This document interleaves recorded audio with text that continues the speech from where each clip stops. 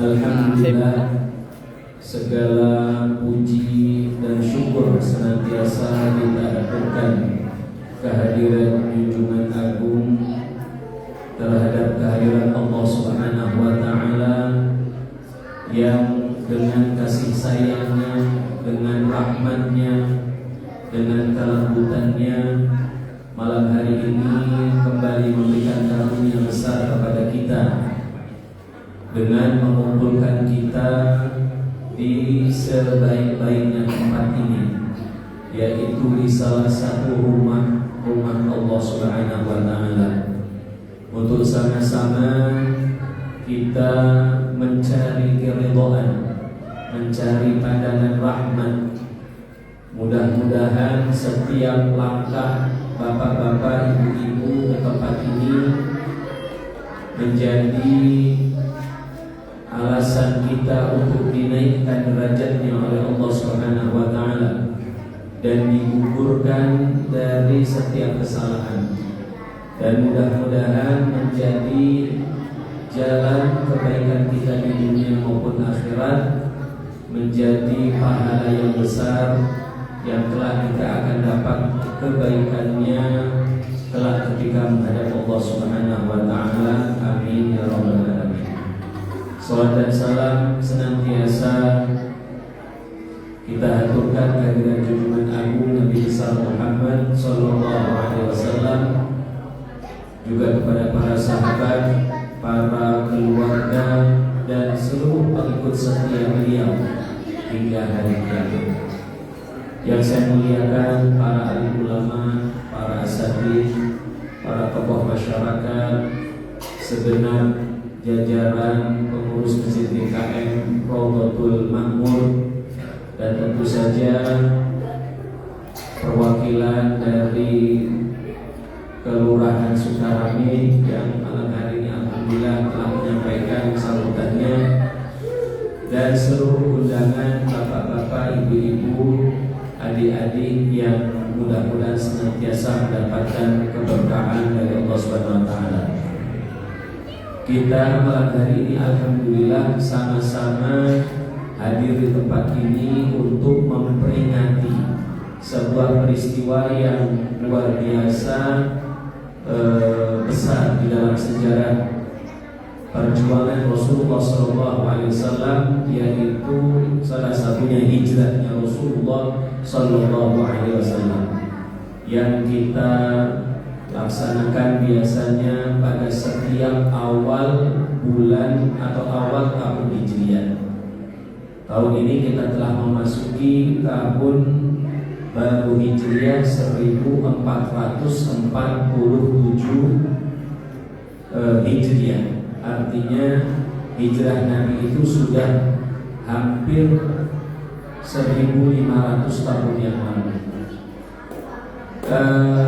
Tetapi di sini bapak-bapak, ibu-ibu, perlu kita ketahui bahwa sebenarnya hijrahnya Rasulullah SAW itu bukan pada bulan Muharram, ya, bukan pada bulan Muharram. Meskipun memang setiap awal tahun di bulan Muharram ini kita biasanya selalu mengaitkan erat peristiwa tahun baru Hijriah ini dengan hijrahnya Rasulullah SAW. Nah, tapi hijrahnya Nabi itu sebenarnya terjadi pada bulan Safar. Bulan Safar itu bulan yang kedua. Jadi Muharram kemudian Safar. Tepatnya 3 hari sebelum selesainya bulan Safar. Jadi dalam sebuah peristiwa yang sangat terkenal, saya yakin sudah sama-sama pernah mendengar. Suatu ketika Nabi SAW itu rumahnya dikepung oleh belasan orang pemuda-pemuda kafir Quraisy. Mereka sama-sama memiliki tujuan untuk membunuh Rasulullah SAW dengan sekali tusukan pedang. Maksudnya mereka akan bersama-sama menusukkan pedang mereka ke tubuh Rasulullah SAW. Tujuannya apa? Tujuannya adalah agar keluarga besar Rasulullah SAW, yaitu Bani Hashim dalam hal ini dan Bani Muthalib, tidak mampu atau tidak berani menuntut balas kematian. Dalam tradisi Arab jahiliyah, bapak-bapak, itu mereka mengenal sistem qisas yang juga kemudian sistem ini diakui dalam Islam. Jadi qisas itu kalau ada seseorang yang membunuh orang lain, maka hukumannya adalah juga dibalas dibunuh. Itu namanya sistem qisas. Sistem qisas ini sebenarnya awalnya dari sistem jahiliyah, dari orang-orang Arab, tetapi kemudian diakui, ya, karena dianggap sesuatu yang baik di dalam Islam. Cuma tentu ada penyesuaian hukum, penyesuaian kriteria dan lain sebagainya. Jadi intinya pada malam hari itu para pemuda-pemuda Quraisy itu berencana membunuh Rasulullah SAW sehingga dakwahnya akan selesai dengan terbunuhnya beliau. Dan caranya adalah dengan menusuk secara bersamaan. Ya. Jadi keputusan itu sebenarnya pun baru diambil siang hari atau pagi hari di hari yang sama. Jadi pagi hari mereka para tokoh-tokoh sesepuh kafir Quraisy bertemu di sebuah tempat yang dinamakan dengan Daumatul Jandal. Kalau bahasa kita sekarang semacam DPR-nya lah, gitu ya, parlemen, ya, bahkan sebagian penulis sejarah, ya, sejarah Islam kontemporer menyebut pertemuan itu sebagai pertemuan para anggota parlemen orang-orang Arab jahiliyah. Ya. Mereka bermusyawarah bagaimana menghentikan dakwah Nabi, karena mereka telah mendapati banyak di antara orang-orang Islam ini yang sudah pergi hijrah ke Madinah, dan di Madinah itu mereka diberikan tempat yang baik, diterima dengan kegembiraan. Banyak orang Madinah yang sudah masuk Islam, ya, maka ini akan sangat membahayakan. Dan Nabi terdengar juga mau ke sana, tetapi dihalang-halangi. Akhirnya mereka memutuskan supaya menghentikan semua itu, Nabi harus dibunuh. Ya. Akhirnya siang hari itu diputuskan untuk membunuh Rasulullah SAW. Maka pada siang hari itu pula lah malaikat Jibril datang kepada Nabi SAW dan mengatakan, Hanal awan bil hijrah, sekarang saatnya engkau diperintahkan oleh Allah untuk berhijrah. Sebelumnya Nabi itu sudah menunggu-nunggu, bapak-bapak, sudah menunggu-nunggu kapan diperkenankan untuk berhijrah. Sebagian sahabatnya sudah banyak yang berhijrah, ya, secara diam-diam. Ya, ada yang perjalanannya lancar, ada yang dihalang-halangi. Nabi sudah menunggu-nunggu, dan Nabi SAW sudah memberikan kabar juga kepada sahabat beliau Sayyidina Abu Bakar untuk siap-siap, karena Nabi memilih Abu Bakar itu sebagai sahabatnya dalam hijrah. Ya. Akhirnya siang hari itu setelah kedatangan Jibril, Rasulullah SAW langsung cepat-cepat menuju rumah Abu Bakar dan menyampaikan kalimat yang sama. Sudah waktunya wahai Abu Bakar. Lalu kata Abu Bakar, maksudnya kita berhijrah ya Rasulullah? Betul, malam hari ini kita berhijrah. Ya, akhirnya Abu Bakar siap-siap semuanya, ya, perbekalan dan lain sebagainya. Kemudian malam itu pun tiba. Rasulullah SAW dengan penuh ya, campur aduk perasaannya. Beliau tahu di luar sudah ada orang-orang kafir, sudah tahu, sudah diberitahu oleh malaikat Jibril, dan mereka sudah membunuh Rasulullah SAW. Jadi Rasulullah mengunci rapat rumahnya, menunggu isyarat dari Allah untuk keluar. Sampai akhirnya tengah malam, ya, tengah malam beliau keluar. Jadi di luar itu sudah ada orang-orang kafir Quraisy. Orang kafir Quraisy sudah ngumpul dari waktu sudah agak gelap, sudah ada di sana. Rencana mereka itu akan membunuh Nabi kalau Nabi sudah terlelap tidur. Rencananya begitu. Jadi nggak mau seperti mungkin rampok, ya, didobrak rumahnya terus dibunuh rendah. Ya, tapi memang sengaja nunggu Nabi tidur. Tandanya apa? Ya, tandanya lampunya mati. Ya, di zaman itu kan pakai lampu biasa itu, lampu minyak lah ya. Nah kalau lampunya mati berarti Nabi sudah siap tidur. Tapi nggak mati-mati, ya nggak mati-mati karena Nabi memang nggak mau tidur malam hari itu. Singkat cerita ketika sudah datang waktunya hijrah, ya Rasulullah SAW kemudian mengambil pasir dari dalam rumahnya, dan tentu rumahnya kan lantainya pasir semua, ya diambil pasir, digenggam begini, kemudian dibacakan ayat, ya dalam Al-Quran dalam surat Yasin, wa ja'alna min baini aydihim saddan wa min khalfihim saddan fa aghshaynahum fahum la yubsirun. Lalu beliau tiupkan, ya sambil dibuka begini, pintu rumah beliau buka sedikit, dengan izin Allah SWT. Pasir itu pun berterbangan dan mengenai setiap kepala para pemuda kafir itu. Ya, ketika kepala mereka kena, mereka nggak sadar, ya. Tiba-tiba mereka ngantuk dan tertidur di tempatnya masing-masing. Kalau orang Indonesia sebutnya ini ilmu sirop, Pak. Tapi ini Rasulullah yang mengatakan itu. Memang disebutkan itu dalam sejarah seperti itu. Ya, ada setelah mereka tertidur semua, kemudian Rasulullah keluar. Cepat-cepat beliau keluar dan beliau sudah meminta dari siang harinya agar tempat tidur beliau malam hari itu ditempati oleh Ali bin Abi Thalib. Ya, ketika itu belum menjadi mantunya, Ali ini masih jatuhnya kan sepupu, ya.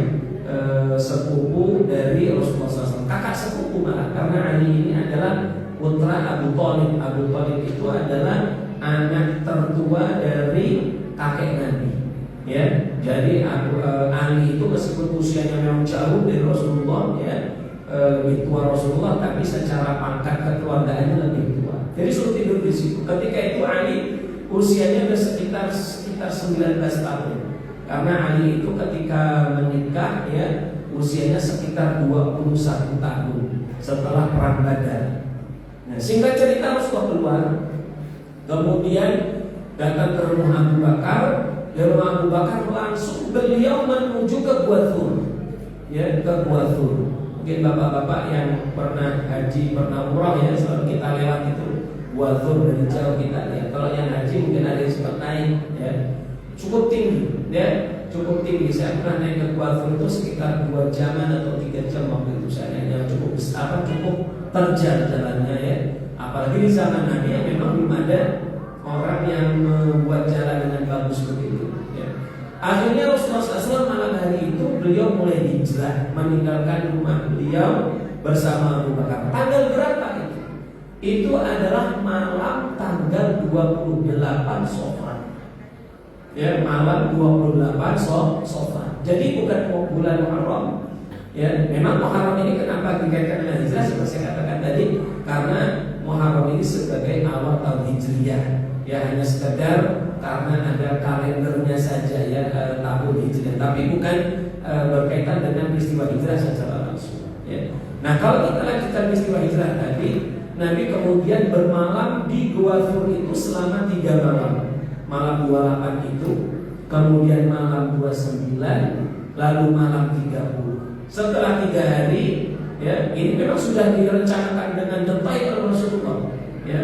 Kemudian beliau setelah malam 30, paginya belum turun. Kalau pagi-pagi turun kan gampang ditandai, ya, kelihatan oleh orang kafir Quraisy yang memang sedang mencari-cari beliau. Nah, malam berikutnya, berarti malam tanggal 1 Rabiul Awal.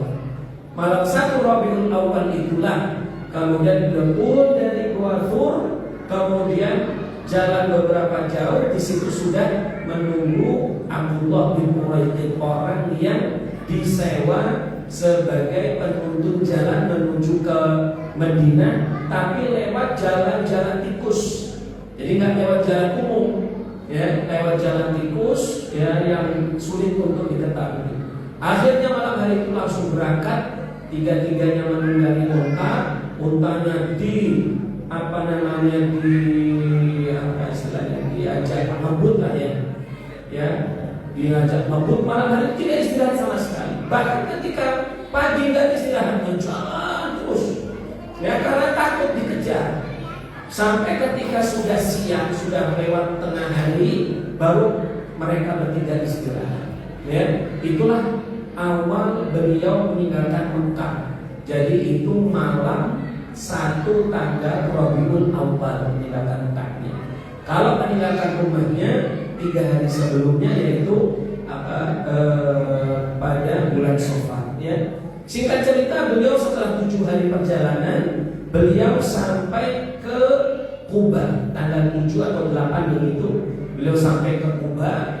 Di Quba beliau kemudian beristirahat, berdiam di situ selama kurang lebih 4 hari. Dari hari Selasa tanggal 8 atau tanggal 8 ya. Selasa, Rabu, Kamis, Jumat, 4 hari di situ. Tanggal 8, 9, 10, 11, 12. Pas tanggal 12 Rabiul Awal, hari Jumat, ya, ketika matahari sudah meninggi, beliau berjalan menuju ke Madinah dari Quba itu. Nah, selama 4 hari di Quba itu, Rasulullah SAW sudah sempat membangun masjid. Itulah yang sekarang dikenal dengan masjid apa? Masjid Quba. Jadi masjid Quba itu adalah masjid pertama dalam Islam, bukan Masjid Nabawi. Ya, bukan Masjid Nabawi.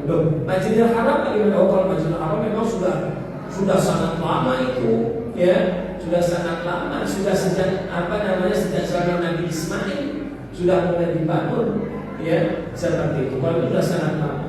Tapi kalau masjid di dalam Islam itu yang pertama adalah Masjid Quba. Itu ditegaskan dalam Quran. La masjidul ussisa min awwal yaumin. Sungguh masjid yang didirikan sejak hari pertama. Maksudnya pertama beliau sampai di wilayah Madinah dan sekitarnya itu Masjid Quba itu. Ya.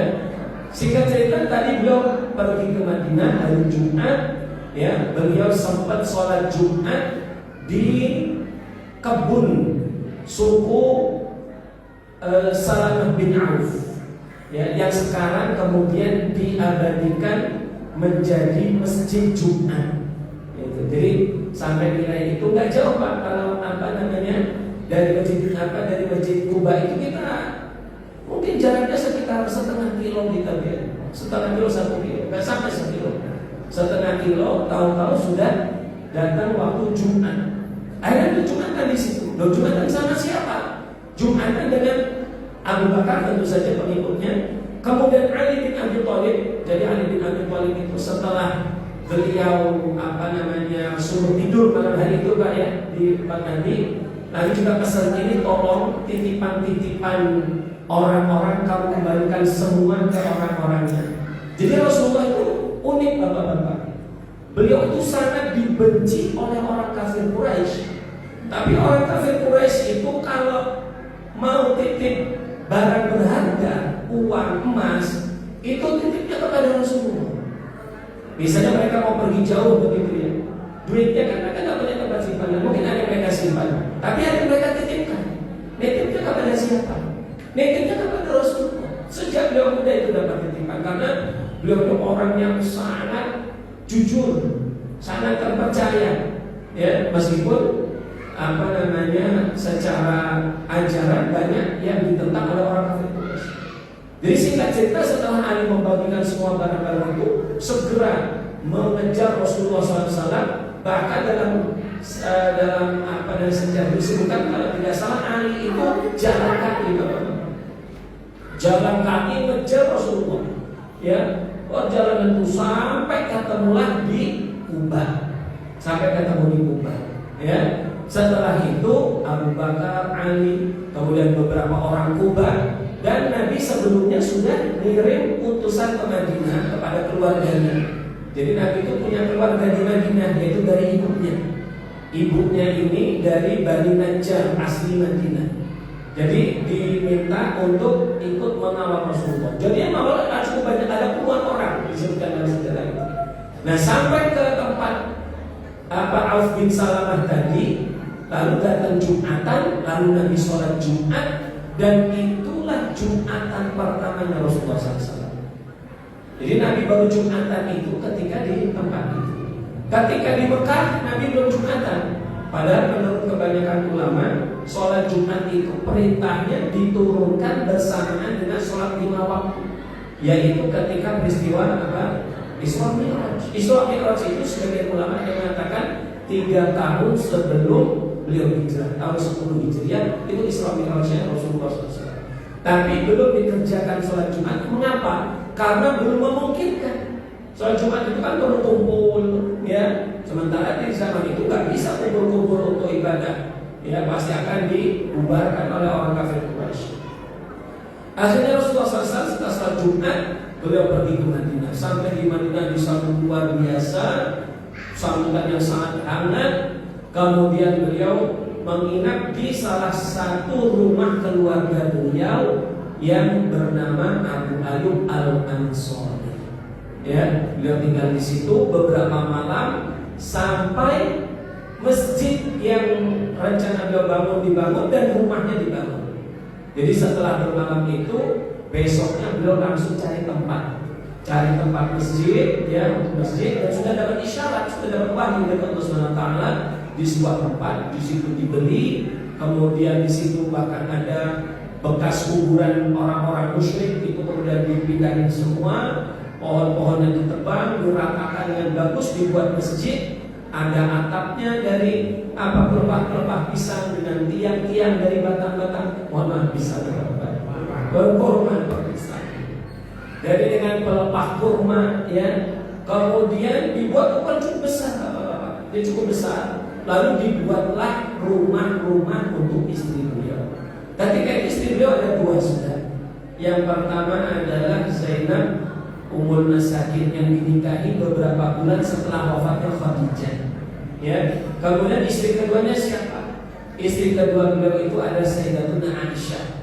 Dinikahi ketika masih kecil di Madinah, tapi tidak dikumpulkan masih kecil. Ketika sudah dewasa, kira-kira usianya 9 tahun, kemudian barulah dibawa oleh Rasulullah SAW. Jadi 2 rumah dibangun. Setelah itulah baru beliau mulai berdakwah. Nah, di sini ada sebuah hal yang luar biasa yang dilakukan oleh Rasulullah SAW ketika itu untuk menguatkan, ya, kekuatan kaum muslimin adalah membangun ukhuwah di antara kaum muhajirin dan ansar. Ya, jadi kekuatan ukhuwah Islamiyah itu sudah menjadi fondasi awal dari kegiatan Rasul dakwah pertama. Istilahnya hari pertama beliau di Madinah itu adalah menguatkan ukhuwah ini. Karena tanpa ukhuwah, Islam meskipun punya ajaran yang luar biasa akan hancur.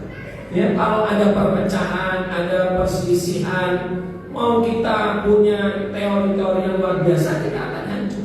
Maka Nabi menyadari itu. Ya, bahkan ukhuwahnya itu, ya, bukan hanya antara orang Islam. Beliau juga menjalin perjanjian damai untuk saling menguatkan, saling merangkul dengan orang-orang Yahudi yang ada di Madinah ketika itu. Ya, karena Yahudi ini kalau dijadikan sebagai rival, sebagai lawan, akan mengacau balaukan daripada kegiatan dakwah Rasulullah SAW. Dan di Madinah ketika itu sudah banyak orang-orang Yahudi. Ya, orang Yahudi di Madinah itu, bapak-bapak, ibu-ibu, kira-kira 150 tahun sebelum hijrah Nabi sudah ada di sini. Jadi sudah lama, 150 tahun, sudah 1 abad setengah. Ya, dari mana mereka? Datang dari Palestina. Di Palestina kan mereka diusir-usir. Ya, terus mereka lakukan hijrah kemana-mana, termasuk ada yang hijrah itu ke Madinah. Ya, ada yang hijrah ke Yaman, hijrah ke Afrika, ada hijrah ke wilayah Rusia, ke India, macam-macam, banyak sekali. Ya. Nah, inilah di sini maka kita bisa lihat bahwa dalam perjalanan hijrah Rasulullah SAW itu salah satu poin utamanya adalah ukhuwah. Tanpa ukhuwah, semua apa yang dibangun oleh Rasulullah SAW akan hancur. Ya.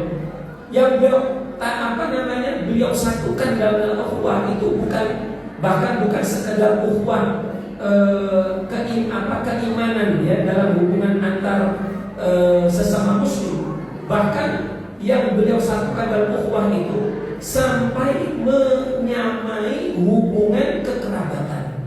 Jadi salah satu poin dalam ukhuwah itu bahwa seseorang yang dipersaudarakan dengan yang lain ditetapkan untuk saling mewarisi kalau ada yang meninggal. Gitu. Jadi meskipun bukan keluarga tetap mewarisi. Padahal dalam Islam hukum waris itu kan harus ada hubungan darah, ya, atau minimal hubungan pernikahan.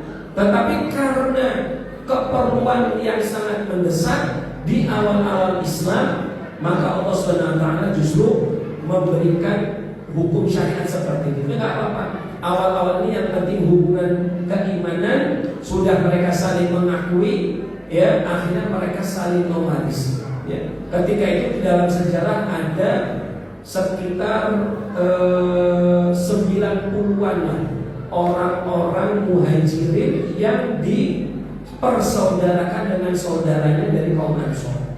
Ya. Bahkan salah satu kisah yang cukup terkenal, ya, karena memang luar biasa ini pengorbanan yang ditunjukkan oleh orang Ansor, dilakukan oleh seorang sahabat bernama Sa'ad bin Mu'adz. Sa'ad bin Mu'adz ini tokoh besar dari suku Ansor, salah satu dari Madinah, ya. Dipersaudarakan dengan salah satu tokoh muhajirin, tokoh di Mekah, yaitu sahabat Nabi yang sangat terkenal pula bernama Abdurrahman bin Auf. Ya, dua orang ini orang-orang kaya. Saat bin Mu'adz orang kaya raya di Madinah. Abdurrahman bin Auf itu orang kaya. Cuma Abdurrahman bin Auf ini tidak membawa hartanya ketika hijrah. Jadi ketika hijrah banyak hartanya ditinggalkan di keluarganya saat di Mekah yang bermasuk Islam. Ya, akhirnya ketika hijrah itu dipersaudarakan. Lalu Sa'ad bin Mu'adz berkata kepada Abdurrahman bin Auf, "Wahai Abdurrahman, ya, saya ini adalah di antara orang Ansor yang paling kaya. Saya punya kebun kurma banyak. Ya, kalau kamu mau nanti saya bagi dua seluruh harta saya itu, kebun saya bagi dua. Setengah saya ambil, setengah kamu silakan miliki. Dan juga saya punya dua orang istri. Saya punya dua orang istri. Kalau kamu mau, kamu pilih salah satu istri saya. Lalu saya ceraikan istri itu. Kamu tunggu selesai iddahnya. Kalau kamu mau nikahi lagi. Sampai diserahkan istrinya. Tapi Abdurrahman bin Auf, ya, orang yang seorang pengusaha besar, dia sudah mengerti bisnis, ya. Dan orang Mekah itu bapak-bapak usaha utama itu dagang. Maka Abdurrahman bin Auf ketika dikali itu bilang, "Gak usah, saya gak butuh hartamu. Cuma tolong tunjukkan mana di sini pasar itu di mana di wilayah ini." "Oh, itu ada pasar di sebelah sini." "Ya sudah, terima kasih." Terus Abdurrahman sudah kan apa yang dia dagang nggak disebutkan karena di situ. Ya, pokoknya beliau dagang sampai setelah beberapa hari beliau alhamdulillah dapat keuntungan, dan dari situ beliau kemudian menikah.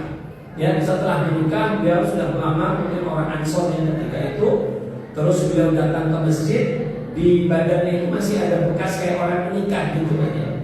Lalu Nabi kata, "Kamu baru kawin?" "Berapa?" Kata Rasulullah, "Ya, saya baru kawin." Dengan apa? Dengan beberapa nawah dari emas. Nawah itu butiran-butiran emas, ya. Jadi ini adalah sebuah nilai ukhuwah yang patut untuk dijaga. Nah, ukhuwah ini hadirin rahmatullah, di dalam Islam itu tentu yang masuk di dalamnya itu dari berbagai latar belakang yang berbeda, dari suku yang berbeda. Kebiasaan orang Mekah dengan Madinah banyak beda, ya. Cara berpikirnya berbeda, cara kehidupan sehari-hari berbeda, ya. Tapi semuanya disatukan oleh Rasulullah SAW. Bahkan di Madinah sebelum datangnya Rasulullah ada dua suku besar Arab yang selalu perang, yaitu suku Aus dan Khazraj. Masing-masing suku Aus dan Khazraj punya sekutu dari orang Yahudi. Jadi kalau perang mereka ikut bantu, ikut bantu. Kadang-kadang orang Arab perang lawan Yahudi. Ya, pokoknya di zaman itu memang keadaan kacau, ya. Yang kuat itu bisa menguasai yang lemah. Kira-kira di zaman itu masih ada, ya. Nah, itu kemudian Rasulullah tanamkan persaudaraan antara mereka. Pernah suatu kejadian gitu. Ada orang Ansor ini sedikit ribut lah mungkin, ya, tersinggung gitu dengan sahabatnya dari Muhajirin, ya. Lalu mereka langsung naik ini, sifat atau karakter aslinya, yang mereka itu saling menguatkan kekeluargaan mereka masing-masing. Lalu di antara orang Ansor berteriak, wahai Ansor, wahai orang Ansor, kumpul semua. Orang Muhajirin melihat orang Ansor kelihatan kok kayak mau marah, begitu kayak mau perang, dia juga kumpul orang Muhajirin. Ya, mendengar itu ketika itu suasana sudah mulai panas, sudah mulai mau inilah yang bentrokan fisik mungkin ketika. Padahal sama-sama Islam, sama-sama Islam. Ketika itulah Rasulullah SAW kemudian dilapori, kemudian beliau datang dengan wajah yang merah, mengatakan, Utruk hadhil adawah, tinggalkan semua perusahaan ini. Innaha muntinah, ini ada sesuatu yang sangat busuk baunya. Ya, anak mereka semua baru sadar, dia termakan daripada hawa nafsu ini. Setiap hal-hal yang menghancurkan di antara mereka dari awal Rasulullah SAW selalu berusaha untuk menghukumnya. Jangan sampai ada permusuhan di antara orang-orang. Karena sekali lagi yang paling dipentingkan di awal-awal perjuangan Rasulullah SAW itu adalah ukhuwah. Bahkan sampai sekarang, ya, maksudnya sampai Islam itu kuat, sampai hari ini, sampai hari kiamat, kalau tidak ada ukhuwah Islamiyah, tidak akan pernah mungkin Islam ini menjadi kuat. Contoh kecil lah berapa waktu yang lalu ini, ya, Israel ribut sama Iran. Sebelum ribut sama Iran lah, ya, Hamas perang dengan Israel. Ada sebagian di antara kaum muslim subhanallah, ya, menuduh dia dengan wah ini dari kelompok ini, bukan kelompok ini, bukan mewakili Ahlussunnah wal Jamaah segala macam. Padahal sedang perang sama Israel yang secara nyata-nyata ingin menguasai wilayah-wilayah Islam dan diakui sebagai wilayah mereka, tapi tetap saja ada orang-orang yang masih saja tidak mau membela saudara. Ini kan sangat aneh, ya. Kemudian perang Iran dengan Israel. Oke, hari ini kita semua sepakat kita ini ya berpaham Ahlussunnah wal Jamaah. Ya, di Indonesia di banyak negeri Ahlussunnah wal Jamaah itu sebagai pemahaman yang selalu menjadi mayoritas. Karena itulah memang janji Nabi. Ketika Nabi menyebutkan kelompok yang selamat itu adalah kelompok Al-Jamaah. Jelasnya begitu. Makanya para ulama menamakan kelompok yang sesuai dengan sunnah-sunnah Nabi itu adalah bukan hanya Ahlus Sunnah, bukan sesuai sunnahnya saja, tetapi merupakan kelompok yang jamaah. Apa maksud jamaah? Dalam sebuah hadis Rasul mengatakan, ditanya, ya, manhumul jamaah ya Rasulullah? Rasul mengatakan as-sawadul a'zam, yaitu kelompok yang mayoritas. Maka bapak-bapak, sejak zaman Rasulullah wafat, sahabat kemudian wafat, mulai muncul friksi-friksi di dalam Islam, kelompok-kelompok dalam Islam. Maka kelompok yang mayoritas itu selalu yang merupakan kelompok yang terhadap sunnah Nabi itu paling kuat dalam memegangnya sampai hari ini. Karena itu bagian dari nubuat Nabi, penegasan Nabi. Ciri kelompok yang benar, kalau kita mau ambil yang sederhananya, lihat mana yang paling mayoritas. Ya, sekarang mayoritas umat Islam di dunia ini apa? Ahlussunnah wal Jamaah. Ya, di dalam Islam ada kelompok Syiah, ada kelompok Batiniyah, ada kelompok Mu'tazilah. Meskipun sekarang sudah lama hancur, tapi sekarang mulai dimunculkan melalui paham-paham liberal. Orang-orang liberal itu cenderung kepada pemahaman Mu'tazilah yang sudah mati dulu lama. Ya, Khawarij ini salah satu kelompok yang menakutkan. Sudah ada bibitnya sejak zaman Nabi. Ada hadis Nabi hadirin. Cikal bakal Khawarij sudah ada di zaman Nabi. Ini hadisnya disebutkan oleh sejumlah ulama. Jadi suatu hari Nabi sedang duduk-duduk begitu dengan para sahabat, ya. Sedang duduk-duduk sama sahabat. Di situ ada Abu Bakar, ada Umar, ada Ali, ya.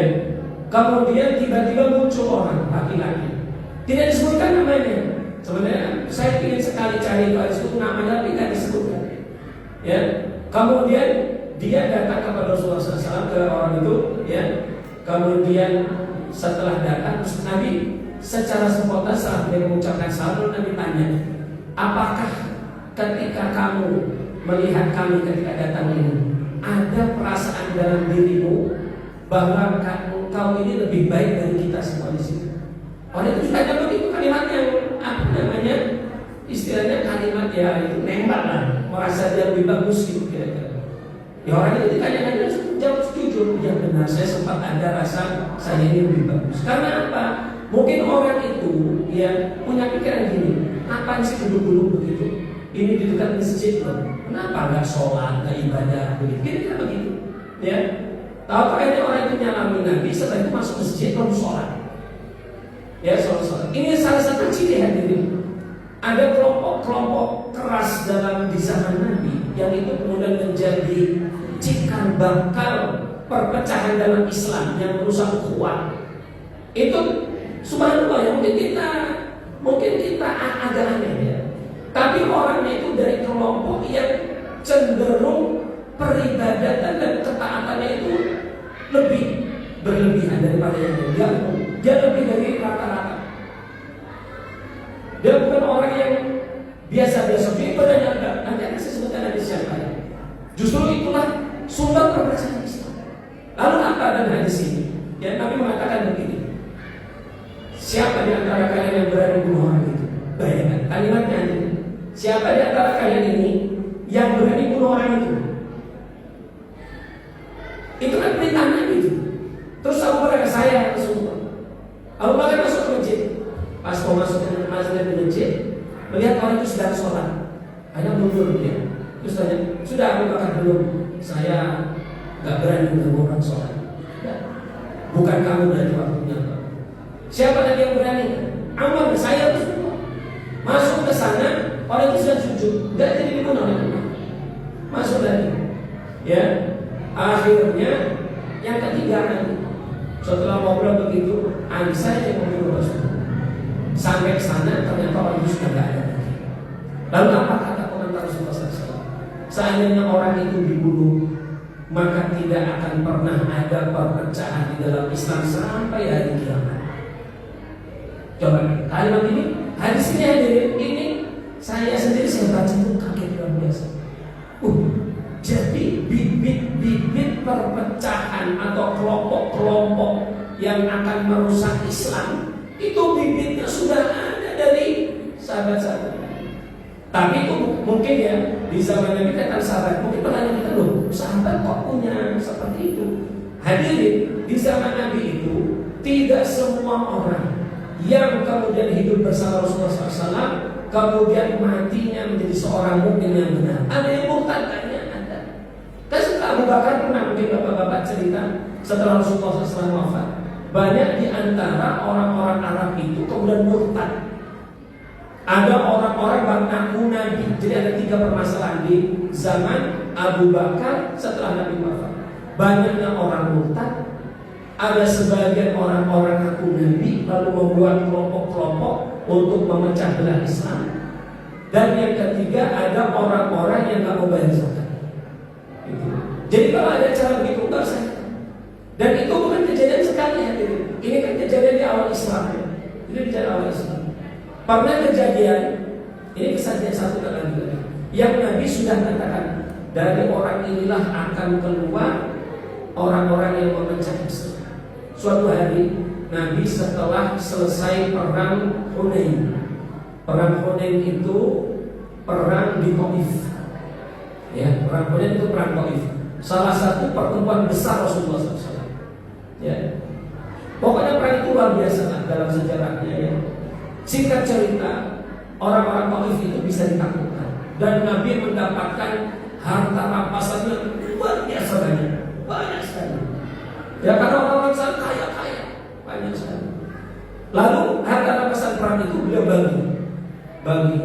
Bahkan ya beliau baginya itu nggak tanggung-tanggung, khususnya kepada sahabat-sahabat Nabi yang baru masuk Islam.